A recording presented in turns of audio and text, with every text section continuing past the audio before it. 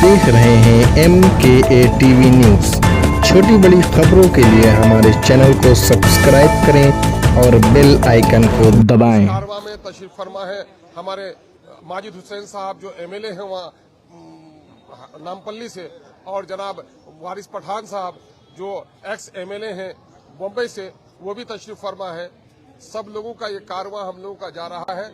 हम आवाम को बेदार कर रहे हैं कि हम मुसलसल इंसाफ की लड़ाई लड़ रहे हैं। हम चाहते हैं कि आने वाला जो विधानसभा इलेक्शन हो उसमें सेकुलर वोटों का बिखराव नहीं हो। इसकी वजह से सेकुलर वोटों को जोड़ने के लिए हमने सेकुलर अलायंस को दरख्वास्त भी दी। उन लोगों ने भी हमारी बात नहीं मानी, तो हम चाहते हैं कि उनसे भी इंसाफ किया जाए कि सेकुलरिज्म की बका की लड़ाई कौन लड़ रहा है और सेकुलर वोटों को बिखराव का जिम्मेदार कौन है। लोग इसके लिए इंसाफ करें। ये दो तरफा इंसाफ की तलब है। दरअसल हमारी जो वो है कोशिश है, हमारी हिस्सेदारी की है कि दलितों को, गरीबों को, सीमांचल के लोगों को, अकलियतों को उसकी वाजिब हिस्सेदारी मिले। इसके लिए मैं बड़ा शुक्रगुजार हूँ अपने कौमी सदर जनाब बैरिस्टर असदुद्दीन ओवैसी साहब का, जनाब वारिस पठान साहब का, जनाब भाई माजिद हुसैन साहब का, और इस कारवां को लेकर बहुत ही जिम्मेदारी के साथ अपनी जिम्मेदारी अदा करने वाले आदिल हसन एडवोकेट साहब का।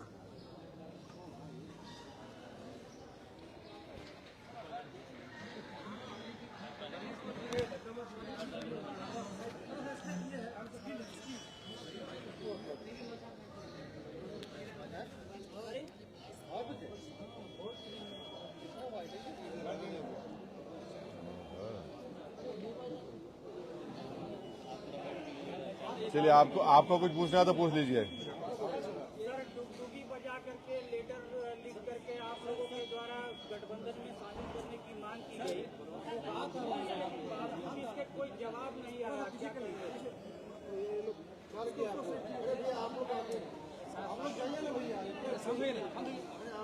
खामोश रहिए ना भाई, एक साथ रहिए आप लोग।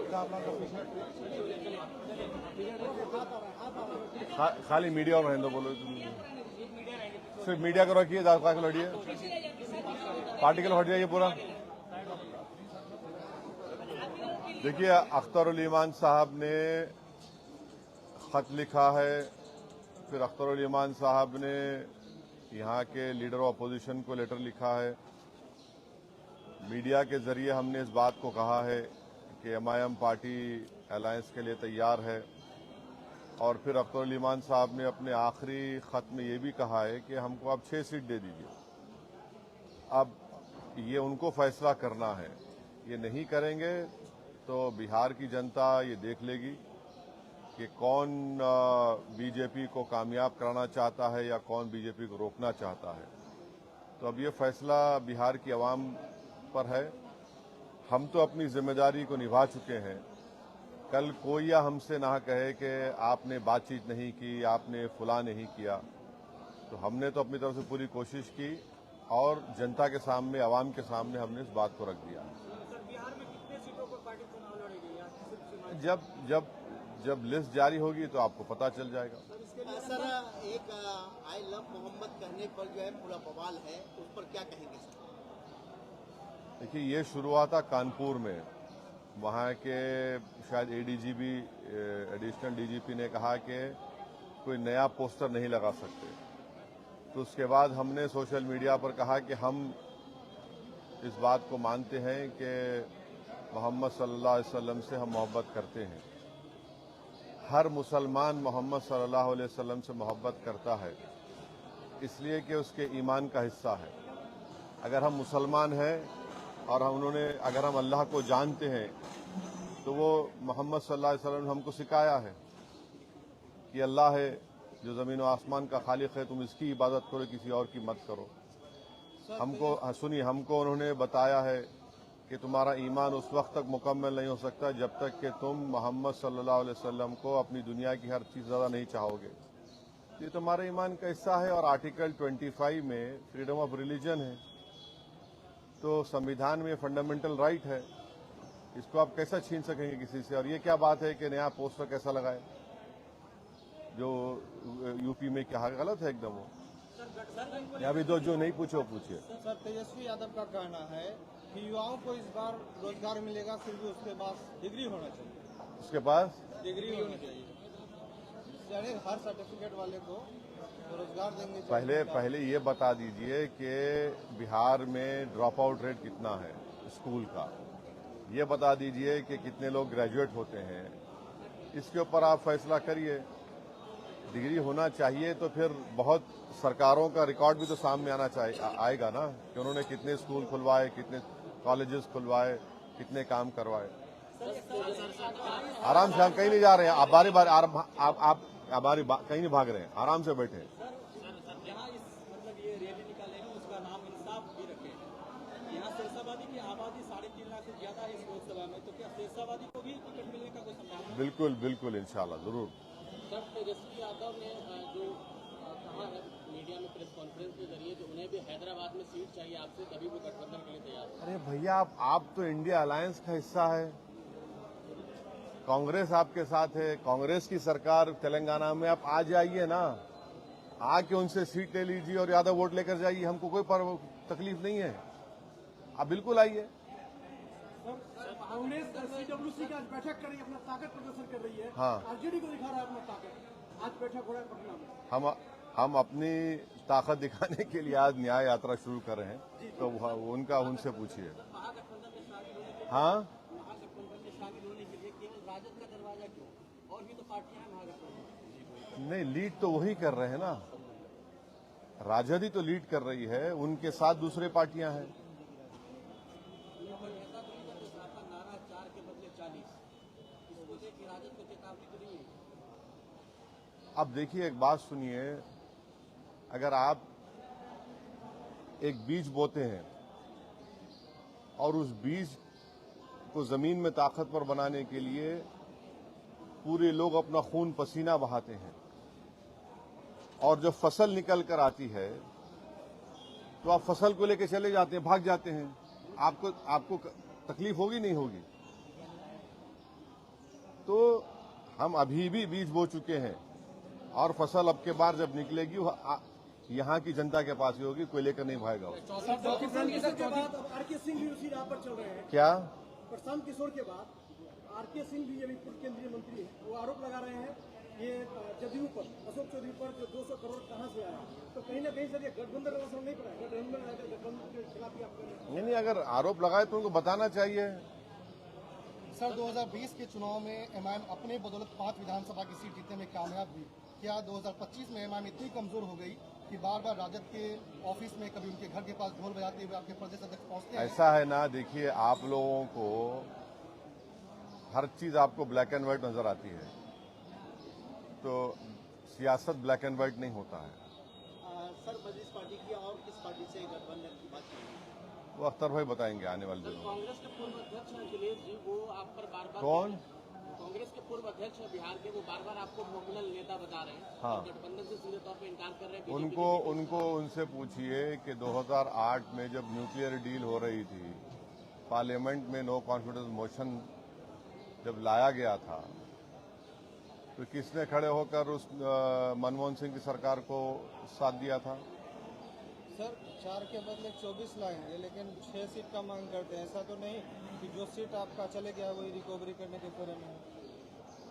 अब हम तो अपनी बात को रखे हैं, हम ये कह रहे हैं कि अगर हम 24 पे चले जाएंगे या उससे बढ़ के भी चले जाएंगे तो फिर आप बाद में हमको मत बोलिए। ये मैंने आपसे उनसे कह रहे हैं, अब उनको सोचना चाहिए।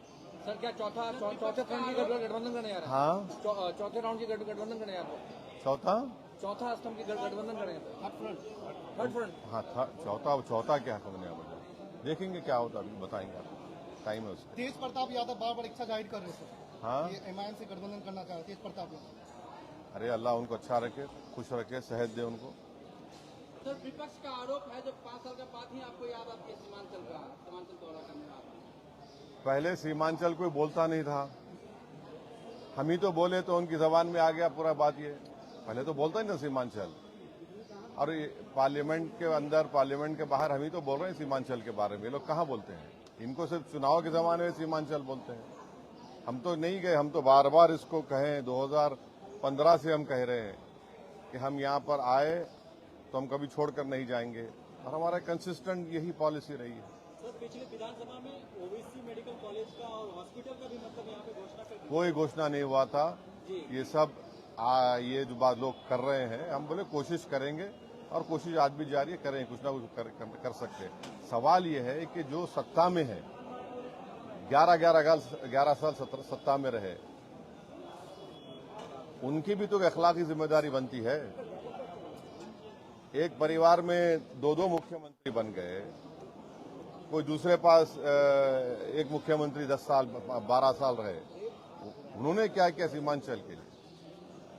सर महिला एक बहादुरगंज के जो गद्दार विधायक थे, वो अभी एक पोस्टर फेसबुक में एक पोस्ट ये कर रहे हैं जो खुद को पढ़ा लिखा बता रहे हैं और आपके जो कैंडिडेट है उसको अनपढ़ बता रहे हैं। तो जो तोसीफ आलम साहब को अनपढ़ बता रहे हैं, जबकि राजद के जो मुख्यमंत्री पद के लिए वो मतलब लड़ रहे हैं वो खुद 8 पास है, तेजस्वी यादव। क्या कहेंगे? क्या कहना क्या है आपकी? आप जो बात कही थी मैं क्या कहूँ? सर सीमांचल के बाहर सिर्फ ढाका ही चुनाव लड़ेंगे कि और भी विधानसभा? हाँ, सीमांचल के बाहर ढाका ही चुनाव लड़ेंगे कि और भी विधानसभा चुनाव लड़ेंगे? नहीं, बराबर लड़ेंगे। और कुछ है? जनता एमआईएम को वोट देती है, लेकिन उसके जीते हुए पार्टी दूसरे पार्टी में चले जाते हैं, तो सर कैसे लोग विश्वास करेंगे कि एमआईएम को वोट दे, फिर इस बार नहीं पलट जाएगी दूसरी पार्टी में? नहीं, जिन लोगों ने धोखा दिया उनके साथ जनता नहीं है। जनता ने उनको वोट नहीं दिया था, जनता ने सीमांचल और एमआईएम पार्टी को वोट दिया था। और हमारी पूरी कोशिश होगी कि अब के बार ऐसे लोगों को हम अपना उम्मीदवार कैंडिडेट बनाएंगे जो इंशाअल्लाह पूरा भरोसे पे उतरेंगे। सर आपकी पार्टी के ऊपर लगातार एलिगेशन लग रहा है कि पैसे के बल पे टिकट दिया जाता है। अच्छा, इस बार क्या सर पैसे के बल पे टिकट दिया जाएगा या जमीन से उठा हुआ नेता मिलेगा? पैसे के बल पे तो इल्जाम लगता है चुनाव के जमाने में। क्योंकि सर जो गए 4 गए उन्होंने लगाया। लेकिन अब एक बात सुनिए, एक साहब ने एक क्रिकेटर को ले जाकर दुबई में होटल खोली है, नाम क्या रखा? हैदराबाद बिरयानी दुकान। किससे पैसा लिया वो? आप तो बिरयानी नहीं खाए ना, हम भी नहीं खाए। सर न्याय यात्रा के तहत क्या दबाव की राजनीति होगी? वोटर अधिकार यात्रा जिस तरह निकला राहुल गांधी का, या फिर और? नहीं, यात्रा है, इंसाफ की यात्रा है, उसमें हर मुद्दा हर मसला सामने आएगा। इंसाफ की उसूल के लिए, इंसाफ के हासिल करने के लिए तो सब बात करेंगे हम। सर ये महिला वोटर है, आपको बहुत हाँ, मैं महिला पूछ रहे हैं। वालेकुम सलाम। सर तीसरा जो मोर्चा बनाएंगे, क्या लगता है कितना असर डालेंगे एनडीए और महागठबंधन पर? देखिए, ये वक्त बताएगा।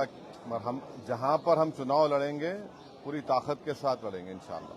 सर महिला वोटर के तरफ जो है, जो पहले भी आपको वोट पसंद करती है, लेकिन इस वक्त जो है तेजस्वी यादव भी माई बहन योजना लाके खड़ा कर दिया है। इधर सीएम नीतीश कुमार भी जीविका दीदियों को राशि भी दिया है। तो आपके कहीं न कहीं महिला वोटर पर सिंहमारी सीमांचल में हो रहा है, क्या कहेंगे? कुछ नहीं होगा इंशाअल्लाह। हमारी इज्जतदार माँ और मैंने हमारे साथ थी और इंशाअल्लाह हमेशा हमारे साथ रहेंगे, तो कोई असर नहीं पड़ने वाला। सर एक बार तेजस्वी को किशनगंज की जमीन से क्या संदेश देना चाहिए? जो संदेश देना था हम बोल चुके आपके सामने।